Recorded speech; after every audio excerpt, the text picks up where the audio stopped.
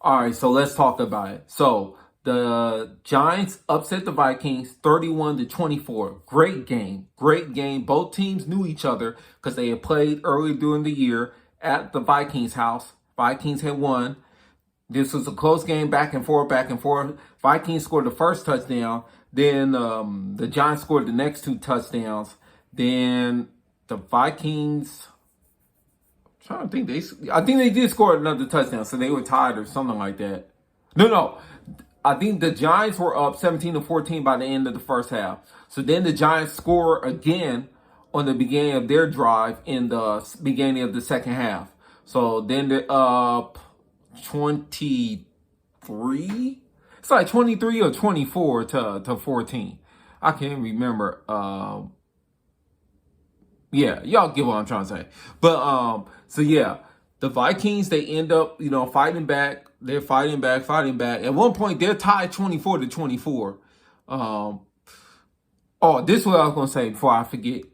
I was very impressed with the Giants' defensive game plan. I didn't watch them as much during the season, obviously, but the fact that they pretty much stayed two safeties deep the whole entire game and barely blitz, I was very impressed with that. That was a game plan, and I think his name is Ed Donatel, the defensive coordinator for the Vikings. The Vikings defense has been atrocious the whole entire season. I think part of it is because of Ed Donatel. I don't know if they're going to fire him. I personally would. No offense to the dude, as a person or whatever, but the job, he hasn't done a good job overall because they do have some talent on the defensive side, and it's not configuring. It's not, the chemistry's not there how it needs to be. They're not clicking. I think it definitely starts with the defensive coaching per se. They should have done the same thing. They kept blitzing.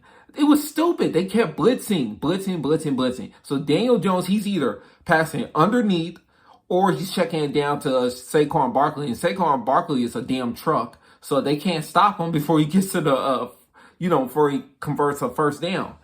I'm trying to think what else. But yeah, the blitzing to me was the biggest issue. I think the Vikings should have applied the same scheme that the Giants did. The Giants only had one safety in a couple of situations, but when they did the one safety, they tend to play man-to-man, I believe. Either that or cover three. It was one of the two.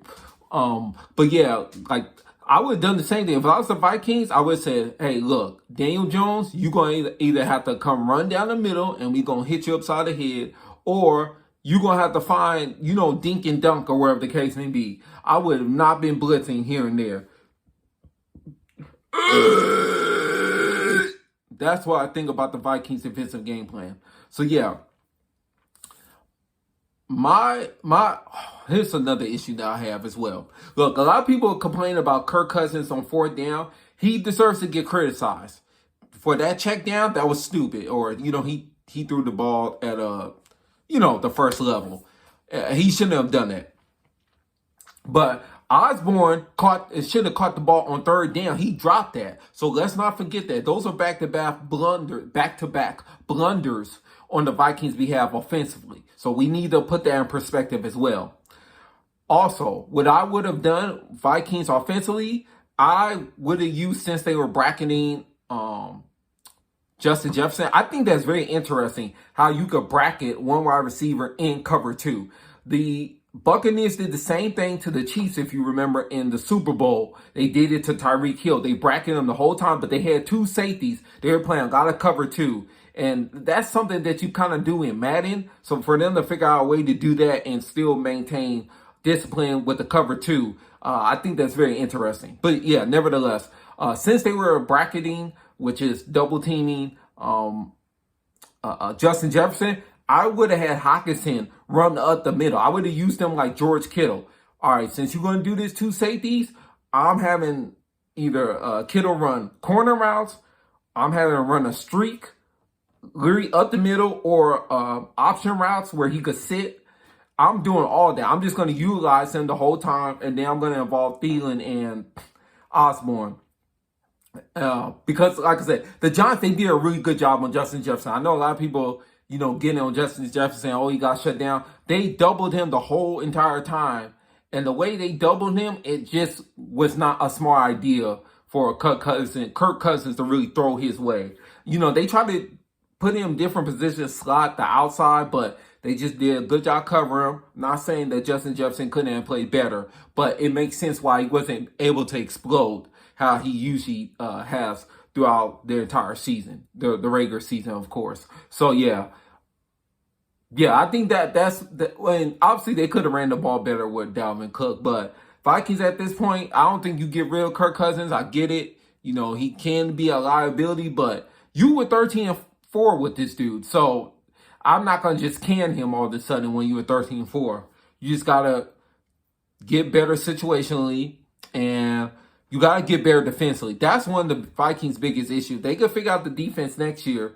They will be more of a formidable opponent going to the playoffs or, for their division as well. As far as the Giants go, they're going to face the Eagles.